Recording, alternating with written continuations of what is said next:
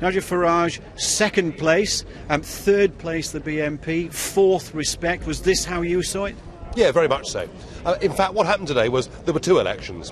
One was the election that took place today, the other was the postal vote election. The postal votes here were nearly 50% of all the votes cast, and that was where Labour had the massive majority.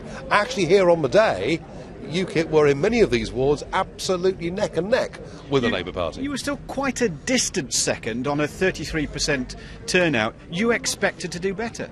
Well, our previous best ever by-election result was a fortnight ago, which was 14.3%, and this one is comfortably over 20%. Whichever way you look at it, UKIP is on the rise.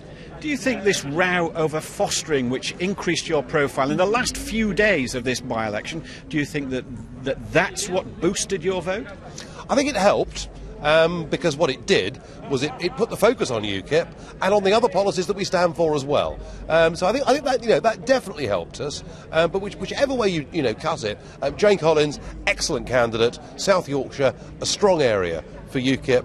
First past the post, never easy. But the thing we've really got to put our minds to is how we deal with this postal voting problem. Labour relaxed all the rules on postal voting, and to a certain extent have got many of these northern towns stitched up.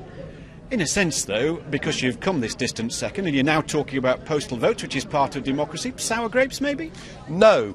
Concern that there is a large element of the UK electoral system that is open to fraud. We need to look at it. Now, the thing that was out there on the streets, you were talking about trust in Labour.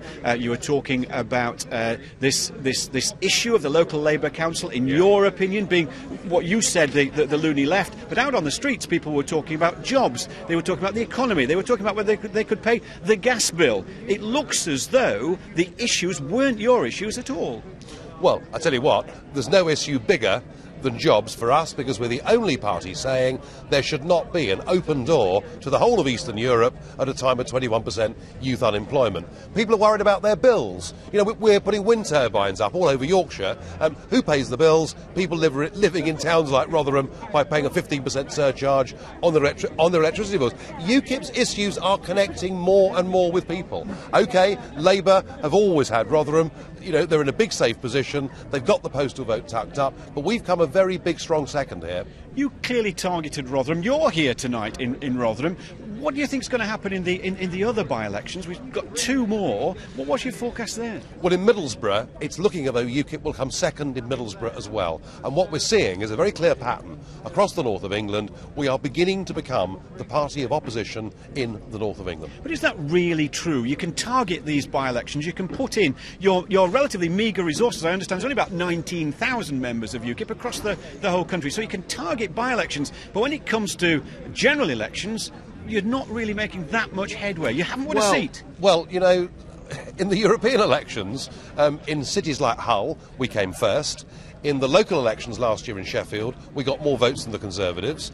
We've just performed creditably well in the police commissioner elections. The general election, 2.5 years ago, UKIP scored 3% of the vote. The last opinion poll put us on 11% of the vote nationally. You're looking at a very different party and a very confident party. But for the last several years, I've interviewed you after numerous elections, by-elections in Barnsley, by-elections in Bradford. You've always forecast that UKIP will soon get a Member of Parliament. You haven't got one yet. You haven't even got a councillor anywhere across Yorkshire. When I spoke to you after Barnsley, I said UKIP would grow. Barnsley was nearly 13%. Tonight is 21.6%. I think you have to agree, Len, that is significant progress.